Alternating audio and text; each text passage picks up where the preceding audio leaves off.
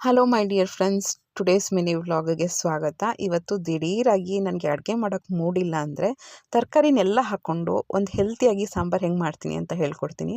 Cooker ತೊಗೊಳ್ಳಿ, ಜೊತೆಗೆ ಮೈಸೂರು ಬೇಳೆ ಹಾಕಿ, ಇಷ್ಟ ಇದ್ದರೆ ಸ್ವಲ್ಪ ಹೆಸರು ಬೇಳೆ ಹಾಕಿ, ತರಕಾರಿ ಏನಿದೆಯೋ ಎಲ್ಲ ಹಾಕಿ. ಬೀನ್ಸು, ಕ್ಯಾರೆಟು, ಮೂಲಂಗಿ, ಟೊಮ್ಯಾಟೊ, ಈರುಳ್ಳಿ ಮೇನ್ ಅಂದರೆ ಮೇನು. ಇದ್ರ ಜೊತೆಗೆ ಆಲೂಗಡ್ಡೆ ಹಾಕ್ಬೋದು, ಬದನೆಕಾಯಿ ಹಾಕ್ಬೋದು, ಸೀಮೆ ಬದನೆಕಾಯಿ, ಸೋರೆಕಾಯಿ, ಕುಂಬಳಕಾಯಿ ಏನಾನ ಹಾಕೋಬೋದು. ಒಂದು 2 ವಿಸಿಲ್ ಕೂಗಿಸ್ಕೊಳ್ಳಿ. ಬೇಳೆ ಚೆನ್ನಾಗಿ ಬೆಂದಿರಬೇಕು.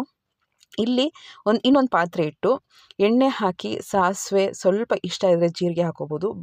ಆಮೇಲೆ ಕಟ್ ಮಾಡ್ಕೊಂಡಿರೋಂಥ ಈರುಳ್ಳಿ, ಒಣಮೆಣ್ಸಿನ್ಕಾಯಿ, ಕರ್ಬೇವಿನ ಸೊಪ್ಪು ಇದನ್ನೆಲ್ಲ ಹಾಕಿ ಚೆನ್ನಾಗಿ ಫ್ರೈ ಮಾಡಿಕೊಂಡು ಸ್ವಲ್ಪ ನೀರನ್ನು ಹಾಕಿ ಅದಕ್ಕೆ ಸಾಂಬಾರು ಪುಡಿ, ಹಿಂಗು ಇದನ್ನೆಲ್ಲ ಹಾಕಿ ಬೇಯಿಸ್ಕೋಬೇಕಾಗತ್ತೆ.